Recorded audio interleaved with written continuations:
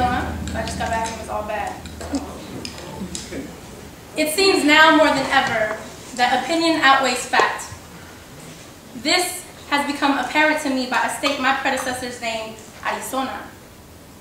Used their accent to pronounce it for this state and many others, was named in Espanol. Dear unwelcome, go back from where you came from, job-stealing illegal immigrant. Apparently you and I share more than just DNA. But as my seed was cultivated in the modern land of first world luxuries and American privilege, I have still known no real struggle.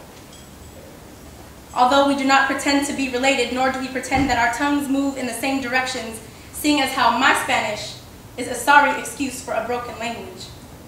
You communicate as you must. And your English shames my few attempts at understanding the story written in my veins.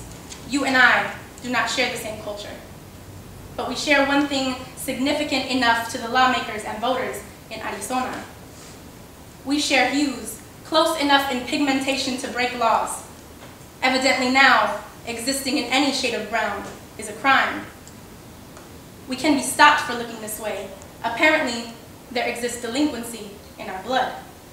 We can be flagrantly questioned because we are now allowed to be openly profiled. Excuse me, sir, but do you know why I stopped you this evening? I need to ask you a few questions. Do those brown eyes have a green card? Does that complexion have a visa? Oh, you're bilingual? That requires a permit. On a piece of earth once claimed by the indigenous, if these vigilante devils can turn their preposterous racist notions of land entitlement into state law, then this country is as disgusting today as it was the day it stole the land from my people. Come on, Chloe. The Treaty of Guadalupe Hidalgo was not optional, although you treat it as such. Explain, deny, and challenge this if you must, but the truth belongs to my ancestors, the descendants of those now stamped immigrant. Visit their land only upon legal grounds. Pick one, senor. Green card, work permit, or visa. Aliens in their own home, they visit their land as if she were the sad daughter in a custody battle. The courts say when. These acres were birthed from their loins. The Rio Grande was concocted of their tears, but today, none of that matters, because today, the courts say when. The now deemed unfit parents of this stretch of earth once ruled the great state of Arizona, and they ruled it with great vigor.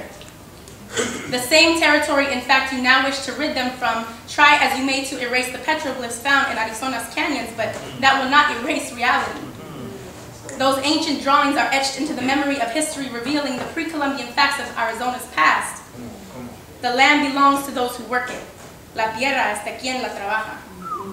Those who were here first. This land is theirs because they were here first. It was stolen, not by opinion, but by questionable, unquestionable historical fact. It's a fact. Try as you may to forget what happened in Arizona because we will remember. Strike us from your memory, rewrite your history books. Eventually, truth will prevail as it always does. Look, there exists no argument here, no speech about right and wrong. I simply set the truth before you. And they say the only thing necessary for evil to triumph is for good women and men to do nothing, so I wish not to sway your heart by opinion. I wish only to sway your head by fact. Woo!